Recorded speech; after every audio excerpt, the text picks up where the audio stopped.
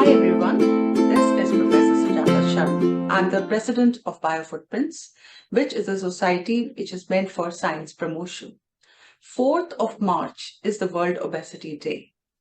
And for our viewers, we have got a special series of videos which are going to spread awareness about obesity. And it's going to cover all the aspects of obesity, from diet to lifestyle, to physiotherapy, to surgery, etc. And we have with us Professor Naval Vikram, who is leading the Metabolic Research Group in the Department of Medicine at AIIMS New Delhi. Welcome, Dr. Naval. Hello, everyone. It's a pleasure to be here. So let me first introduce Dr. Naval to you. Dr. Naval is an established clinician, researcher, and a teacher in the field of obesity and metabolic disorders. He has been involved in the research in this area for over 2 decades, and he has contributed to more than 200 scientific publications which have been well cited. So, Dr. Naval, the first question, the most obvious question, as you say, first things first, what is obesity and why should we worry about it? Okay, simply put, obesity is basically the deposition of excess fat in your body which is harmful for your health. कहने का मतलब ये है कि fat अगर आपकी body में इतना जमा हो जाता है कि वो आपकी हेल्थ को नुकसान पहुंचाने लगे, उस सिचुएशन को हम ओबेसिटी या मोटापा कहते हैं। ये जितना सिंपल बताया है वो उतना सिंपल वैसे है नहीं, क्योंकि ओबेसिटी जो है वो एक कॉम्प्लेक्स प्रॉब्लम है और ये एक प्रोग्रेसिव प्रॉब्लम है जो बढ़ती रहती है, और ये एक रिलैप्सिंग भी है। रिलैप्सिंग मतलब आती है जाती है, वेट कम होता है मगर फिर बढ़ जाता है, और क्रॉनिक प्रॉब्लम है। तो कॉम्प्लेक्स, रिलैप्सिंग, क्रॉनिक, ये जो 3 शब्द मैं इसके लिए कहूंगा, ये ओबेसिटी एक दिक्कत है। क्यों हमें इसके बारे में चिंता करनी चाहिए? क्योंकि अपने आप में ये एक बीमारी है, मगर इसके अलावा ये बहुत सारी बीमारियों का कारण भी बन जाती है, जैसे डायबिटीज, हृदय रोग, जोड़ों की दिक्कत, कुछ तरह के कैंसर भी मोटापे की वजह से हो सकते हैं, और स्त्रियों में खासतौर से बांझपन या इनफर्टिलिटी, वो भी एक कारण हो सकता है। मोटापा भी उसका एक अहम कारण हो सकता है। अगर देखा जाए तो हमारे देश की लगभग 1/4 जनसंख्या मोटापे से ग्रस्त है, जो हमारे सर्वे बताते हैं।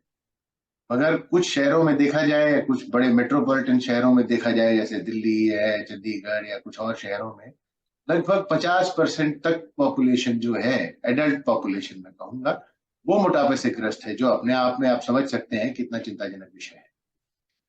पहले ये होता देखा जाता था कि ये मोटापा जो है वो कहते थे कि एक एफ्लुएंस की प्रॉब्लम है, जैसे जो एफ्लुएंट या अमीर लोग होते हैं उनमें ज्यादा ये होता है, मगर ऐसी बात नहीं है।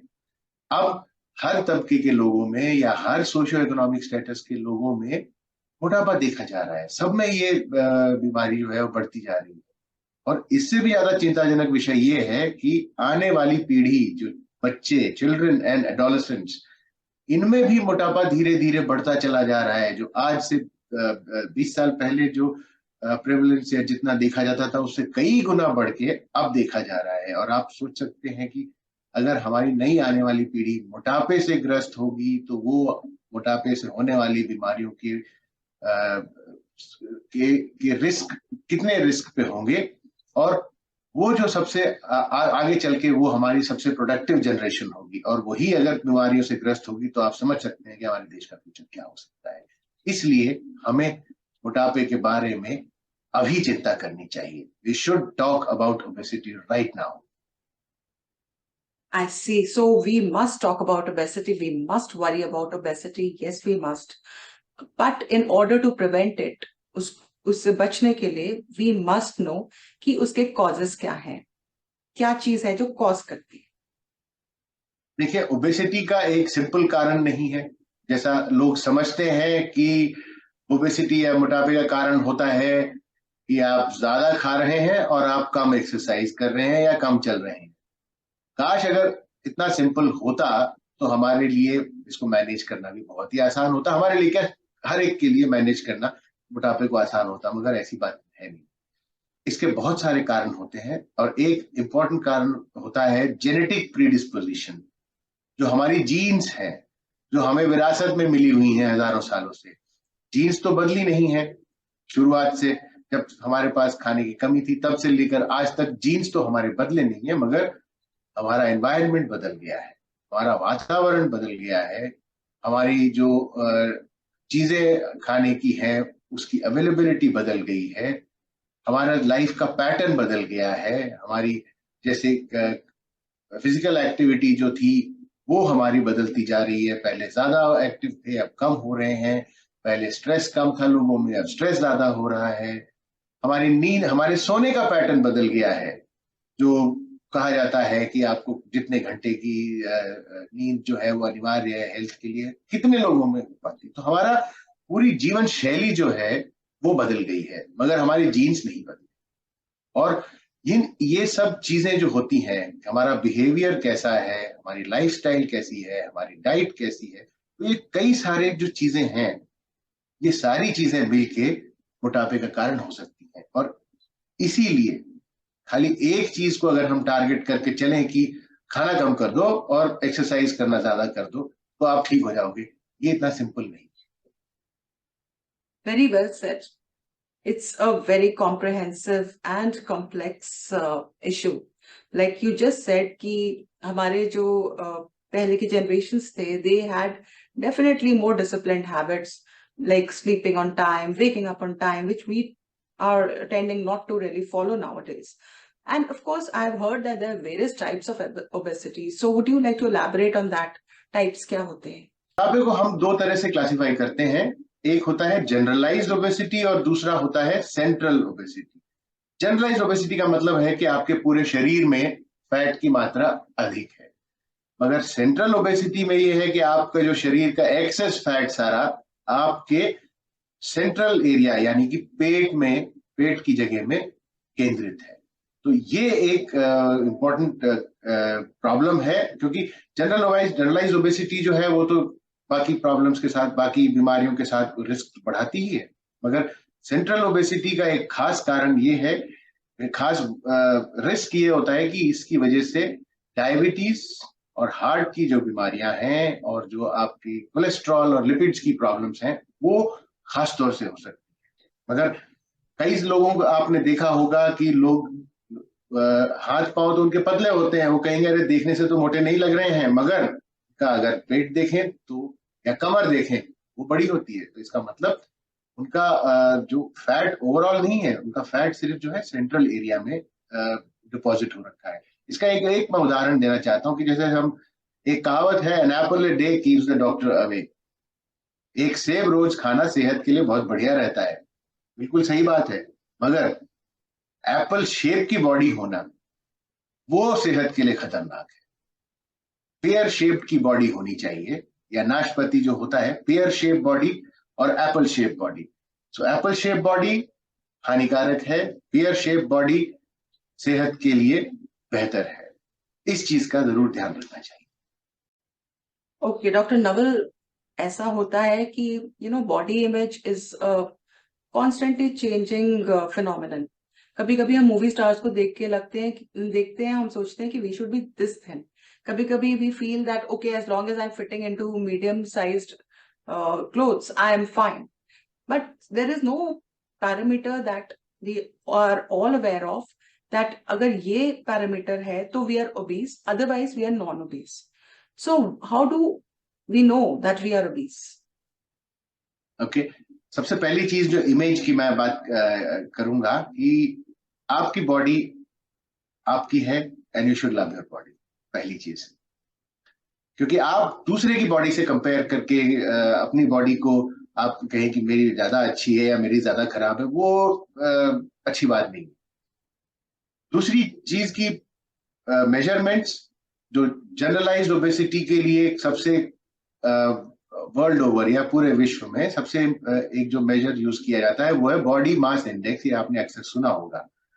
ये सिंपल इंडेक्स है आप आसानी से इसको मेजर कर सकते हैं, पता कर सकते हैं कि आपका बॉडी मास इंडेक्स क्या है। उसके लिए आपको आपका वजन चाहिए किलोग्राम में, और आपकी हाइट जो है या लंबाई वो सेंटीमीटर में, वो मीटर में चाहिए, सॉरी। तो और आप अपने बॉडी वेट किलोग्राम को आपकी हाइट के स्क्वायर मीटर में उससे डिवाइड कर दीजिए। ये एक सिंपल मैथमेटिक्स है, आप खुद भी कर सकते हैं, या अगर आप खुद ना करना चाहें तो इसके लिए हर स्मार्टफोन के लिए आपको ऐप भी अवेलेबल होंगे। तो इससे आपको पता लग जाएगा कि आपका बीएमआई क्या है। और बीएमआई की जो नॉर्मल वैल्यू मैं कहूंगा हमारे भारतीय पॉपुलेशन के लिए वो है 25। कुछ लोग आपको कई लोग आपको ये कहेंगे, कई जगह से आपको इंफॉर्मेशन होगी कि इसकी तो वैल्यू 30 होती है। बिल्कुल, जो 30 वैल्यू कट ऑफ होता है वो वेस्टर्न पॉपुलेशन के लिए है, मगर हमारी इंडियन पॉपुलेशन के लिए कट ऑफ वैल्यू 25 रखी गई है। क्यों? क्योंकि 25 बीएमआई के ऊपर हमारे जो पॉपुलेशन में रिस्क जो होती है बीमारियों की वो जल्दी बढ़ जाती है। जो रिस्क जो है वो वेस्टर्न पॉपुलेशन में 30 के बाद शुरू होती है, वो हमारे पॉपुलेशन में 25 के बाद ही शुरू हो जाती है, इसीलिए वो कट ऑफ 25 पे रखा गया है। दूसरा जो सेंट्रल ओबेसिटी जिसे हम कहते हैं, उसको सिंपलेस्ट मेजर जो है या सबसे आसान तरीका है आपकी कमर की गोलाई या वेस्ट सरकमफ्रेंस, जो आप सिंपल एक टेप की सहायता से ले सकते हैं। और अगर वो पुरुषों में 90 सेंटीमीटर से ज्यादा है और महिलाओं में 80 सेंटीमीटर या 80 सेंटीमीटर से ज्यादा है, तो इसका मतलब आप सेंट्रल ओबेसिटी से ग्रस्त हैं और आपको इसके लिए कुछ करना चाहिए।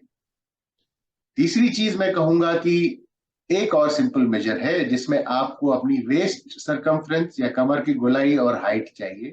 तो अपने कमर की गोलाई को सेंटीमीटर में, अपनी हाइट इन सेंटीमीटर से डिवाइड कर दीजिए, सिंपल भाग कर दीजिए। तो जो वैल्यू आएगी वो देखिए, नॉर्मली ये होना चाहिए कि आप अपनी कमर को अपनी हाइट या लंबाई से आधा या उससे कम रखिए। अगर ऐसा है तो आप हेल्दी हो, आपको सेंट्रल ओबेसिटी नहीं है। मगर अगर उसके आपकी कमर आपकी हाइट से आधे से ज्यादा है तो आप सेंट्रल ओबेसिटी से ग्रस्त हैं और इसके लिए आपको आगे कुछ करना चाहिए। तो मान लो मैंने अपना बीएमआई चेक करा और वो 25 से ऊपर निकला, I am sure I will get very worried. That means I have been diagnosed with obesity. So what should I do about it? So अगर आप ओबेसिटी आपने खुद अपनी बीएमआई अपना देखा है या अपनी वेस्ट सरकमफ्रेंस या कमर की गोलाई देखी है और आपको पता लगा है कि आपको या जनरलाइज्ड या सेंट्रल ओबेसिटी है, तो ये समय है कि आप इसके बारे में आगे सलाह लीजिए। और इसकी सलाह के लिए क्योंकि ये मोटापा एक आसान इसका कारण नहीं है, इसीलिए इसका जो इलाज है या मैनेजमेंट वो भी एक आदमी या एक किसी स्पेशलिटी से नहीं हो सकता है। इसके लिए आपको एक टीम की जरूरत पड़ेगी। इसके प्रॉपर मैनेजमेंट या अच्छी तरह से इसका इलाज के लिए एक टीम की जरूरत पड़ती है, और उस टीम में एक आपको फिजिशियन चाहिए, एक आपको न्यूट्रिशनिस्ट चाहिए, एक आपको साइकोलॉजिस्ट होना चाहिए, एक आपको एक्सरसाइज थेरेपिस्ट होना चाहिए, और अगर जरूरत पड़े तो फिर बाद की स्टेज में एक सर्जन की जरूरत पड़ सकती है। तो ये पूरी जो टीम है, तो मैनेजमेंट जो ओबेसिटी का होता है वो एक टीम वर्क होता है। अगर मैं अकेला कहूं कि मैं ही ओबेसिटी का सब कुछ मैनेज कर सकता हूं तो बात है, और या आप खाली न्यूट्रिशनिस्ट के पास जाइए वही आपका सब कुछ ठीक कर देगा, ऐसा भी नहीं हो सकता है।